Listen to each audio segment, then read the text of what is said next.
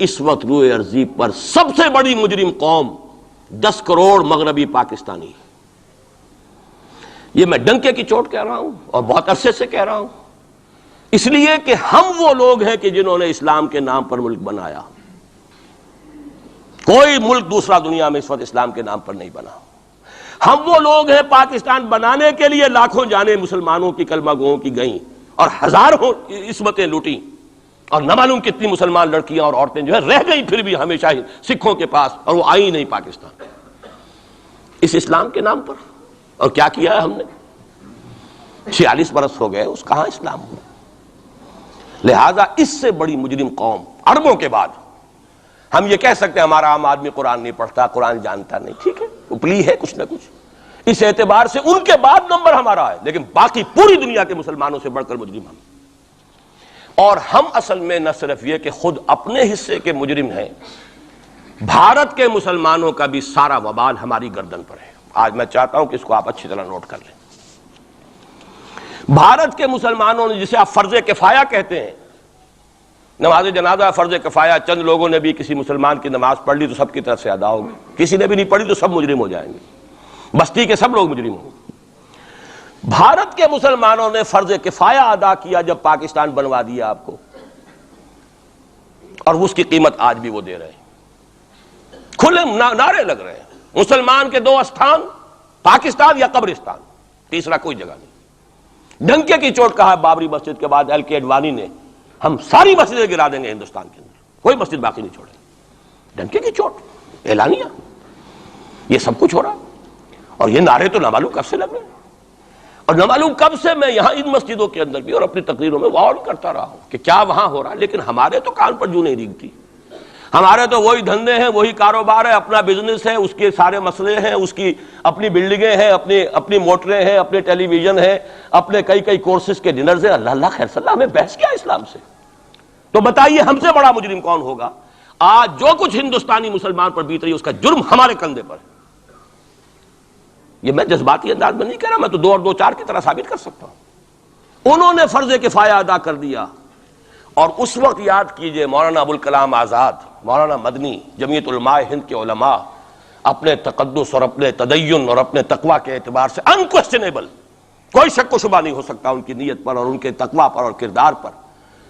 انہوں نے کیا کہا تھا؟ یہی کہا تھا کہ یہ پاکستان بنا کر تم مسلمانان ہند کو 3 حصوں میں تقسیم کر دو گے. 3 میں کہا تھا، 2 میں نہیں، 3 میں. حالانکہ بظاہر تو ایک پاکستان بن رہا تھا نا، لیکن یہ مولانا ابوالکلام آزاد کے الفاظ تھے کہ 25 برس سے زیادہ یہ 2 خطے یکجا نہیں رہ سکتے. اور 25 برس کیا، 24 برس میں ٹوٹ گیا پاکستان. 25 برس پورے نہیں ہوئے، اور ان کے الفاظ تھے یہ کہ 25 برس سے زائد ہی جمع نہیں رہ سکتے. 24 برس میں ختم ہو گیا. 16 دسمبر 1970 کو پاکستان ختم ہو گیا کہ نہیں ہو 71 کو. بہرحال نوٹ کرنے کی بات ہے، ہم نے کیا کہا تھا؟ میں بھی مسلم لیگی تھا، میں نے بھی نعرے لگائے ہیں، چاہے غیر شعوری دور تھا، ہائی اسکول اسٹوڈنٹ تھا. پاکستان کا مطلب کیا، لا الہ الا اللہ، فلک شگاف نعرے لگائے ہیں. اور نوائے وقت کا پرچہ انتظار کرتے تھے اسٹیشن پر کھڑے ہو کر، حصار ریلوے اسٹیشن کے اوپر، کہ اب گاڑی آئی اور اب نوائے وقت لیا اور پھیل گئے پورے شہر میں اس کو پہنچانے کے لیے. ہم کیا کہا کرتے تھے؟ جی نہیں، 2 طرف سے پاکستان جو ہے مضبوط پاکستان ہوگا. ہندوستان میں کسی ہندو کو جرت ہوگی مسلمان کے لیے کوئی میلی نگاہ سے دیکھنا بھی؟ وہ سارے خواب کہاں گئے؟ وہ تو حرم ہوئے. وہ 2 طرف کا جفا تھا وہ تو ختم ہوا، اس لیے کہ وہ زنبور تو اب رہا ہی نہیں، وہ تو کھل گئی، نوٹ ہی ختم ہوئی وہ مشرقی پاکستان. اور حال یہ ہے کہ آپ کی وزیر اعظم بنگلہ دیش نے یہ بھی پسند نہیں کیا کہ بابری مسجد پر جو بیان تھا وہ نواز شریف صاحب کے ساتھ مشترک بیان دے دیں. یہ اشتراک بھی دنیا کے سامنے نہ آ جائے کہ مشرقی پاکستان سابقہ اور اس وقت بنگلہ دیش کی وزیر اعظم اور مغربی پاکستان جو اب وٹ ریمینز آف پاکستان کے تحت صرف پاکستان ہے، اس کے وزرائے اعظم نے مشترکہ بیان دے دیا. یہ بھی نہیں آنا چاہیے. یہ حال ہے ہمارا. حالانکہ بات اپنی جگہ پر کوئی ایسی نہیں تھی، کوئی سیاسی نہیں، ایک مذہبی معاملے کے اوپر اظہار رائے کرنا تھا. انہوں نے کہا نہیں، آپ کے ساتھ مشترک بیان میں نہیں دوں گی. نہیں دیا اس نے. تو وہ جو تھا 2 طرف سے جفا وہ تو سن 71 میں کھل گیا. جو ہمارا حال ہے وہ تو ہونا ہی تھا. یہ ملک بنا اسلام کے نام پر، اس کا استحکام ہو سکتا تھا تو صرف اسلام کی بنیاد پر ہو سکتا تھا. اسلام سے غداری کی لہذا یہاں تو اب قومیتیں ہیں، یہاں تو اب ایتھنک اور ریجنل اور نہ معلوم کس کس قسم کی اور لنگوسٹک جو ہے نیشنلٹیز ہیں، نیشنلزمز ہیں، وہ جو ایک امت ایک وقت میں بن گئی تھی، ایک قوم مسلم قوم ہندو کے مقابلے کے لیے، وہ تو ختم ہوئی۔ اور حال کیا ہو گیا ہے، اس سے پہلے بھی کبھی کبھی ہندو مسلم فسادات ہوتے تھے، کیا سندھ سے مسلمان نہیں پہنچ جاتا تھا وہاں ریلیف کے لیے؟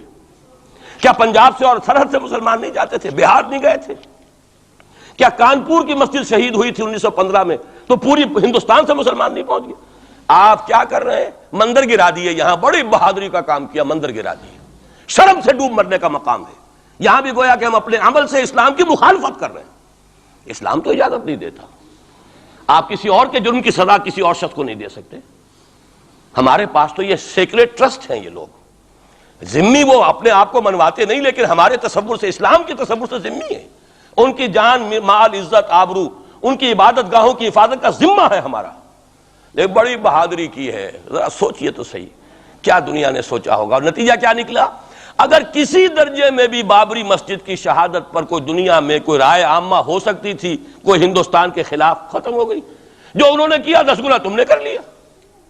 انہوں نے ایک مسجد گرائی ہے، تم نے اتنے 100 کہتے ہیں، پتہ نہیں مجھے تو معلوم نہیں 100 گرائے کتنے گرائے ہیں، بہرحال جتنے مندر تھے تم نے گرا دیے۔ فرق کیا ہے؟ ایک کردار ہے تمہارا، ایک ہی تمہارا اخلاق ہے، ایک ہی تمہارا معیار ہے، کوئی فرق ہی نہیں۔ بلکہ وہاں تو کم سے کم یہ تو رہا ہے، دنیا کی آنکھوں میں دھول ڈالنے کے لیے کم سے کم یہ کہ فورن منسٹری جو ہے اس نے ریزائن کیا، ہم نے مان لیا جی ہم نہیں کر سکے، ہم مجبور ہیں، حالانکہ سب ان کی اجازت سے ہوا ہے، بلکہ ان کی ملی بھگت سے ہوا ہے۔ لیکن یہ کہ کلیان سنگھ نے فوراً استعفیٰ دے دیا، منسٹری ختم۔ پھر وہ بھارت کی مرکزی حکومت نے اور بھی پارٹیز کو بھی بین کر دیا، اور اس کے بعد یہ ہے کہ انہوں نے حکومتیں بھی 3 اور صوبوں کی توڑ دی۔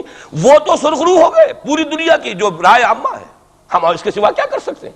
ہمارا ایک دستور ہے، دستور میں جو بھی صوبائی حکومت ہوتی ہے اس کی اجازت کے بغیر ہم فوج بھیج نہیں سکتے۔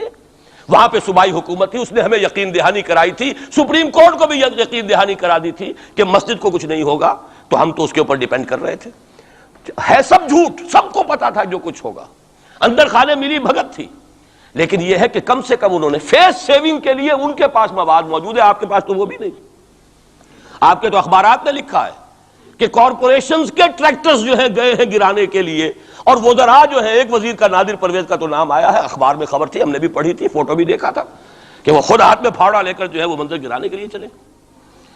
یہ جو صورتحال ہے جان لیجئے، اس وقت میں آپ کو بتانا چاہتا ہوں ہندوستان کے مسلمان پر تو جو قیامت بیت رہی ہے بیت رہی ہے۔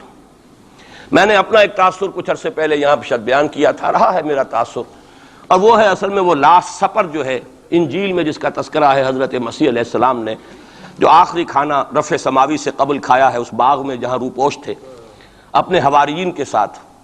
تو اس میں یہ الفاظ آئے ہیں، میں نہیں جانتا صحیح ہیں غلط ہیں، وہ ایک علیحدہ بات ہے، کہ آپ نے وہ روٹی توڑی اور کہا کھاؤ، eat and this is my flesh, یہ میرا گوشت ہے، کھاؤ۔ اور اس کو کہتے ہیں وائن، کوئی مشروب ہوگا جو بھی ہوگا، ڈالا کہ پیو، drink and this is my blood. میرا احساس ہمیشہ یہ رہا ہے، اس کے بعد کچھ ماند پڑ گیا، جب یہاں مسلمان نے یہاں مارا ہے اور کچلا ہے اور زندہ آگ میں جلایا ہے، پھر بات ختم ہو گئی، میرے دل کے اوپر سے وہ احساس ختم ہو گیا۔ وہاں ہندو کے ہاتھوں جب مسلمان کے ساتھ یہ کچھ ہوتا تھا تو پھر جب میں کھانا کھاتا تھا محسوس کرتا تھا کہ میں ہندوستانی مسلمان کا گوشت کھا رہا ہوں اور ہندوستانی مسلمان کا خون پی رہا ہوں۔ یہ ہمیں عیش جو یہاں حاصل ہیں، جو آرام حاصل ہے، جو ہمیں یہاں پر سہولتیں حاصل ہیں، جو معاشی اس کی کاسٹ پر ہے۔ اس نے آپ کو یہ ملک لے کر دیا اور آج تک اس کی قیمت ادا کر رہا ہے، اور ہم جو ہے عیش کر رہے ہیں، گل چھرے اڑا رہے ہیں۔ یہاں جس کے پاس 2 پیسے ہو گئے برقع اتار کے اس نے پھینک دیا، کہ معلوم ہوتا ہے کہ یہ تو مفلسی کو چھپانے کا ذریعہ تھا۔ 4 پیسے ہوں، اچھے کپڑے پہنے ہوئے ہوں، میک اپ صحیح کیا ہوا ہو، تو پھر برقعے کی کیا ضرورت ہے؟ اور میں نے شاید سنا ہے آپ کو، مجھ سے تو چند لڑکیوں نے یہ الفاظ کہے باقاعدہ۔ میں جب پریکٹس کرتا تھا لاہور میں کرشن نگر میں، تو ایک گھرانے کی، اور مجھے معلوم ہوا کہ ان کے والد انتہائی نیک تہجد گزار، کئی لڑکیاں تھیں بہنیں، ایک ہی تقریباً عمر 200 سے 1.5 سال کی، کبھی وہ آتی تھی کلینک میں میرے تو برقعے سمیت، کبھی آ رہے ہیں تو بغیر برقعے کے۔ تو میں نے پوچھا یہ کیا تماشا ہے آپ لوگوں کا، کبھی بغیر برقعے کے کبھی برقعے سمیت۔ صاف جواب دیا، میں ان کے الفاظ کوٹ اینڈ کوٹ میں ان کے الفاظ کوٹ کر رہا ہوں، ڈاکٹر صاحب جب ہمیں کوئی میک اپ کرنے کا، کپڑے بدلنے کا موقع نہیں ملتا تو ہم برقع پہن لیتے ہیں، اور جب ہمیں موقع ملتا پھر ہم برقع کائے کو پہن۔ تو گویا کہ اس کو چھپانے کا ذریعہ برقع ہے کہ کپڑے میلے ہیں، میک اپ نہیں کیا تو لہذا برقع پہن لیا جائے۔ یہ ہے حال پاکستان میں اسلام کا جو ہم نے بنایا ہے۔ تو میں جو کچھ دیکھ رہا ہوں وہ یہ ہے کہ ہندوستان میں تو قیامت، اب وہاں جو آفیشیل فگرز ہیں 1000 1200 کتنے ہیں، لیکن کم سے کم 10,000 آدمی، اور اب یہ چین ہے فسادات کی۔ کل کے اخبار میں احمد آباد کی تھی، کبھی کہیں ہے کبھی کہیں ہے، اور واقعہ یہ ہے کہ تبصرے یہ ہو رہے ہیں کہ ہندو فنڈامنٹلزم از آن دی رائز۔ یہ جو کچھ ہوا ہے، جتنا بھی اس کے اندر ان کو گرایا گیا ہے، ان کی حکومتیں گرائی گئی ہیں، اس سے انہیں تقویت حاصل ہو رہی ہے۔ They are getting stronger and stronger. Congress کے لیے اب اپنی جو ہے جان بچانی مشکل ہے، اور اس وقت سب سے بڑا ان کے لیے جو ہو گیا وہ یہ ہے کہ وہ کمیونسٹوں کی سپورٹ کے بغیر چل نہیں سکتے، اور کمیونسٹ جو ہے وہ ان کی جو اس وقت وہ امریکہ کے زیر اثر جو اپنی اکنامک پالیسیز چینج کر رہے ہیں اس کا ساتھ دینے کو تیار نہیں۔ تو یہ ڈائلیما ہے۔ فنڈامنٹلزم اصل جو چلا ہے وہ ہندوستان میں چلا ہے، بدنام پوری دنیا میں مسلمان ہو گیا، لیکن اب اس کا میں بلیم نہ امریکہ کو دے سکتا ہوں نہ کسی اور کو۔ یہ تو اے باد سبا ہما آوردہ توستی، ہمارا اپنا کیا دھرا ہے۔ یہ 1925 یہ جو دوسری جماعتیں ہیں، وی ایچ پی ہے، وشوا ہندو پریشد، یہ اس کی ایک ذیلی تنظیم ہے، جیسے جماعت اسلامی کی ذیلی تنظیمیں ہیں اسی طرح کی ذیلی تنظیم ہے۔ آر ایس ایس خود کبھی نہیں آئی پالیٹکس میں، اور 2 مرتبہ تاریخ میں اس کو بین کیا جا چکا ہے ہندوستان میں، چونکہ آر ایس ایس کا آدمی تھا جس نے گاندھی کو ایسیسینیٹ کیا تھا 1948 میں۔ دی پارٹی واز بینڈ۔ اس کے بعد جب اندرا گاندھی کا دور آیا ہے وہ ایمرجنسی کا، اس میں بھی پارٹیز اس نے بین کی تھی، آر ایس ایس بھی بین ہوئی ہے، لیکن ہر مرتبہ پہلے سے زیادہ ابھر کر آئی ہے وہ۔ اور آج یہ سب کے سب وی ایچ پی والے، بی جے پی والے، یہ سب در حقیقت آر ایس ایس کے آدمی، کہ اس وقت ہندوستان میں مسلمانوں کی حالت بہت مخدوش ہے۔ کتنا بڑا انہوں نے قدم اٹھایا ہے، اور مسلمان کیا کر سکتا تھا؟